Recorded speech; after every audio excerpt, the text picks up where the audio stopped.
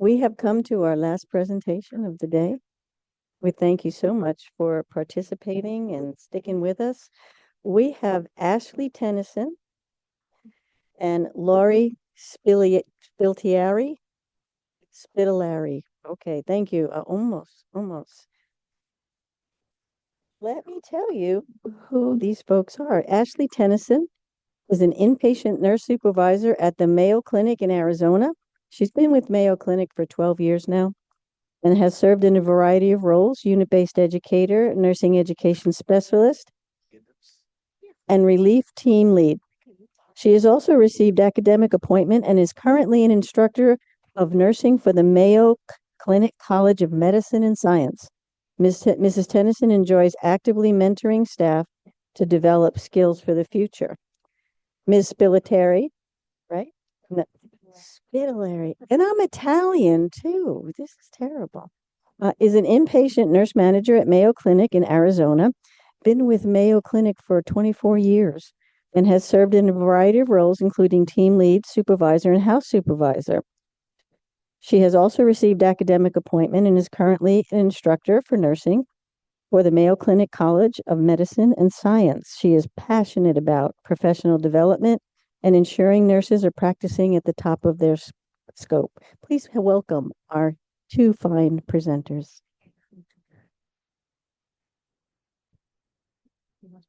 Okay.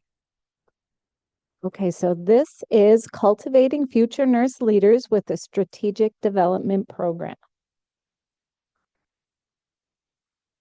Okay, this is us. I'm Laura. This is Ashley. Okay. I'm going to bring this down a little bit here. Alrighty, so today we're just going to talk about how we as leaders can create a culture of engagement to equip our future nurse leaders for success, the importance of identifying leaders eager to navigate the future complexities with confidence and skill, how we've implemented a mentorship and succession planning program for our nurses of leaders of the future, and what the long-term benefits are of investing in staff early on. So as you can imagine, we've talked about all of this today. We have obstacles in resource utilization. We have a multi-generational workforce. There's limited mentorship for emerging leaders, especially early on, and really not a whole lot of formal leadership training for nurses. So just to give you a little bit of an idea of who we are. So we are Mayo Clinic Enterprise. We have 3 main campuses: Arizona, Florida, and Rochester. We actually have ambulatory sites. We have sites in the Southwest Minnesota, Wisconsin, overseas. So we're a huge organization, but in our campus, we support a inpatient unit of about 100 staff. I don't know how we scroll here. This is no, it's not. Now, how do we do that here? Okay, no, that's okay. All right, perfect. Awesome. Okay, so a little storytelling. I was a nurse supervisor and I wanted to become a nurse manager. And so I was applying to different positions and I wasn't getting them. I applied to 3 different nurse manager positions, didn't get any of them. And when I asked for feedback, I was told, you did great. Okay, but I didn't get the job. So what happened? Okay, next interview. You did great. You're a great candidate, but we just decided to go with somebody else. Okay, can I have feedback? Nothing. So it very early on, it dawned on me I had to do something differently. We've worked together for a really long time, and our first interaction working together was I was the educator and she was the supervisor. And early on, I'm, in my supervisor role, I have my master's degree in nursing leadership. So I thought I always wanted to be a leader, but didn't really know what that looked like. And one day we were in a conversation, we were supporting a staff member that wasn't doing well. And she's like, you're not an educator, you're a leader. You're not meant to do education and teaching, you're meant to lead. And I was like, okay, well, what does that mean? And me in the same boat, I applied for 3 supervisor positions before I got one, with limited feedback, and really the translating my education background into what they were looking for as a leader. Because I knew I was a leader on the unit. I was a unit-based educator. I was leading all the time. But really being able to tell my story and articulate how I provided that leadership presence on the unit to get a formal leadership position was really what this one taught me. And so that's the challenge. The challenge is, how do you transition? How do we know what we need to do for our staff to develop them for their next role?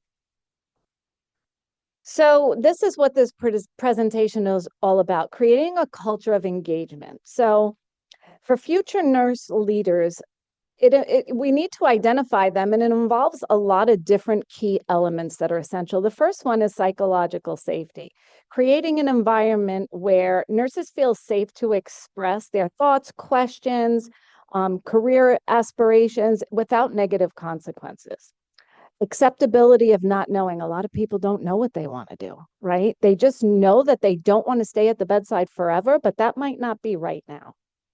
I don't think that's what That doesn't work? trying to, yeah, I think you just got to go with it. Okay.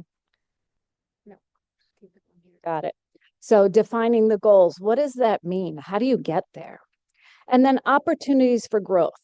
As nurse leaders, it's up to us to try to help people. When you're identifying talent, letting that person know, because a lot of times staff don't see what we see in them.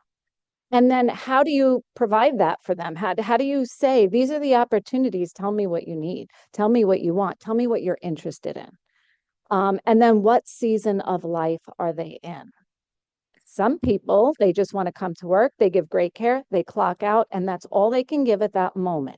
Maybe they have little kids, maybe they're caring for a sick elderly family member, and that's okay. But having those conversations continuously and helping them understand, you know what, it doesn't have to be right now, but thinking about this right now is important, because you're going to set yourself up for the future at some point. So the program overview is a 3-tiered strategy for succession planning, and it's aimed at targeting aspiring leaders. This is a structured approach, and it ensures that you identify potential leaders and provide them with the necessary tools and support to advance. So tier 1, identifying the potential leaders. Engaging nurses in projects and pilots and committees early on. Every year at the beginning of the year, we send out an email and it says professional growth and advancement, begins with you. Tell us what you're interested in. If you want to, be on a committee, be on a pilot, whatever it is, tell us what you're looking for, because a lot of times we need to make quick decisions. Things and opportunities come along very quickly and we have to act. We only maybe have a week or two. So knowing this ahead of time, or knowing who's interested ahead of time, is important. And we also say, it's okay if you don't know what you want to do.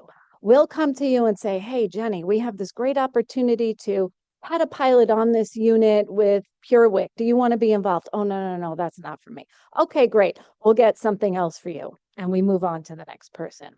The second thing we do is expand the clinical nurses' global view of the organization. When nurses are involved in different things and different projects and different committees, they start to understand the organizational view. It is no longer tunnel vision. You've expanded their thinking. So now, to everyone's point here, they're understanding the role of professionalism and not just the job. Then we review and evaluate career goals, and we do this regularly and continuously. This is not once a year. We have conversations. I send the email. We do appraisals. We check in with them. Hey, how's it going? You were on that project. How'd it go? Do you want another one? Hey, you mentioned you were interested, but we haven't gotten you anything. Tell me more. Where are you at? We create a timeline for succession planning. Okay, are you ready soon? How does this look? Where do you want to be in a year? Where do you want to be in 3 years, 5 years? And then we identify individual talents and unique qualifications. You as a nurse have a different skill set than you do. what does that look like? What jobs might be a good match for you? That's why when I saw Ashley being a unit-based educator, I was like, it's great and you're doing a great job, but you're not an educator. And she's like, what are you talking about? I said, you're a nurse supervisor. I'm like, all the things you're passionate about are not in education, they're in leadership. And that was an aha moment for her. She had no idea. Okay, tier 2, professional advancement and mentorship. So we do mentorship, but we do it outside the unit. We connect our staff with somebody in a totally different area. Why? Because it's important, again, for that global perspective. That person on the different unit is bringing a whole lot of information and perspective that's different than what they're seeing on our unit.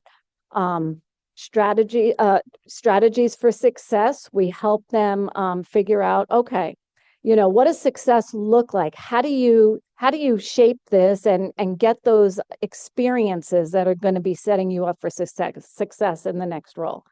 Then we help navigate career trajectory. What does that look like? Where do you want to be? Again, those conversations early.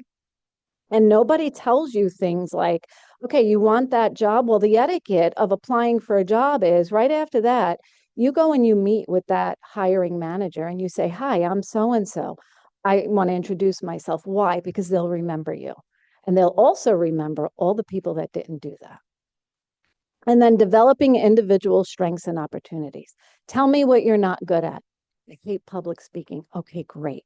We're going to present at the next professional development day. No, I don't want to do that. Well, we got to get better at this. Don't worry, I'll stand up there with you, or maybe you take a small section and I'll do the rest.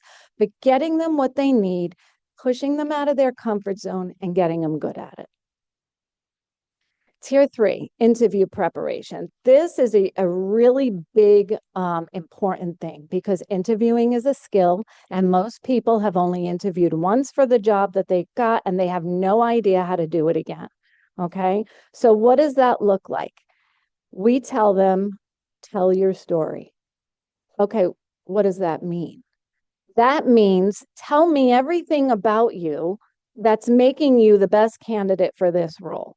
Okay, that's one aspect of it. The other aspect is we do things every single day that set us up for success in those behavioral questions. So I tell them, tell me about a conflict. They tell me, okay, great, write it down. And I want you to study that because when you hear the question, you're going to be able to provide the example. And we go over that. Okay.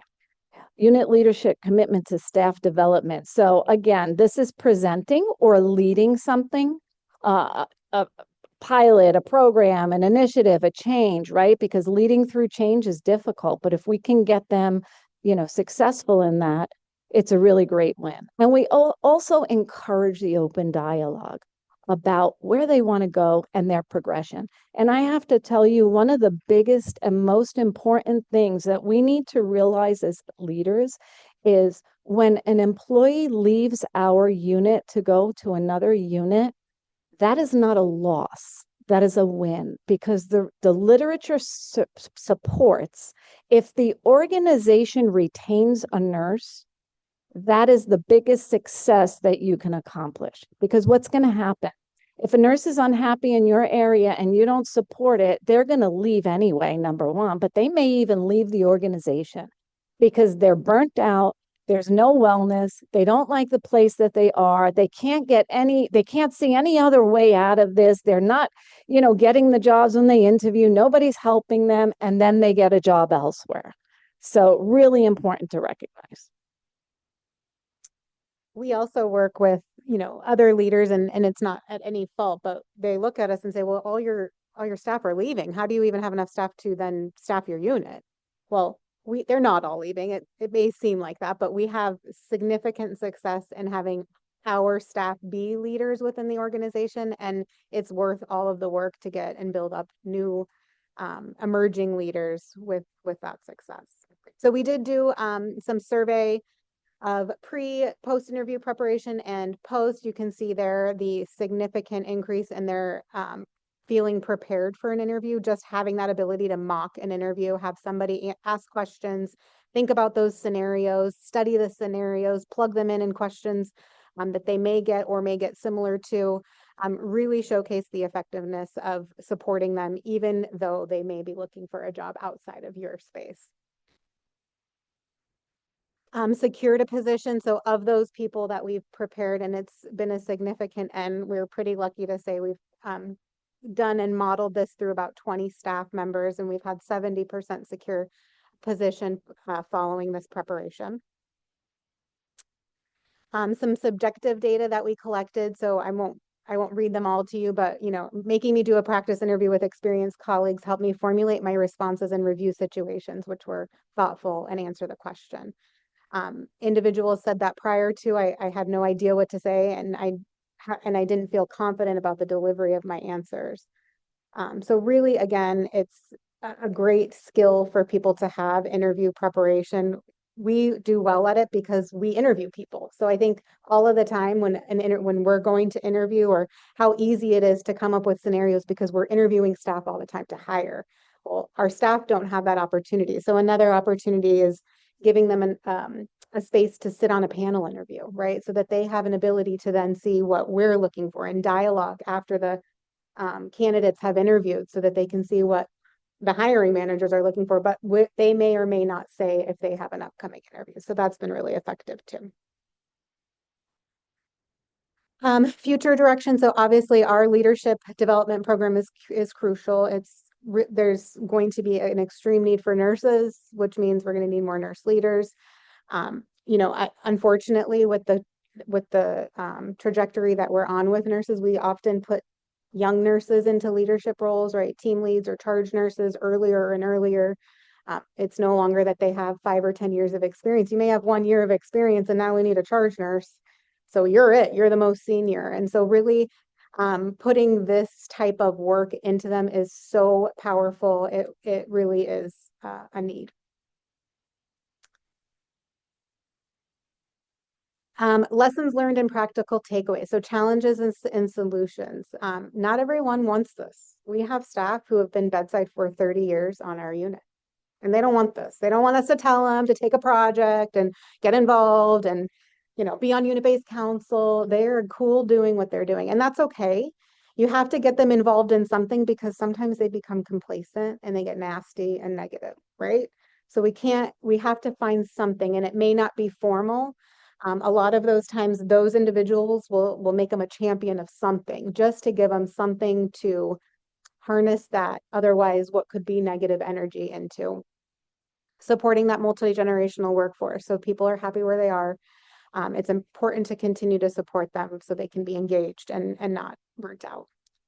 Emerging leaders need our help and support and direction, and we are the ones on our units that support that. So if you think of that in your areas, remember that you can take this anywhere. This doesn't have to be for nurses. It could be for really any role or specialty or healthcare or not. Really providing this skill for people is immensely important. Again, I've talked about this. The long-term benefit is really retaining that employee. So changing that mindset of you're losing another one. They're going to ambulatory. Oh, nope, I don't want to be at bedside anymore. And that's okay. It's okay for people to say, I'm done with bedside and I want to go into education or go into ambulatory nursing or whatever that looks like. We've got to change our thinking around that and not feel like it's taking it personally, right? They don't like their leader, so they're leaving. Really growing that and retaining the employee within the organization, and then supporting the next generation of leaders. So applications to other settings. This program is fully adaptable to various settings, both clinical and non-clinical. To the ability to tailor the needs to your environment ensures that you can meet the unique needs of your staff as well. And that is all we have. We hope that you enjoyed it. And if you have any questions, you know where to find us.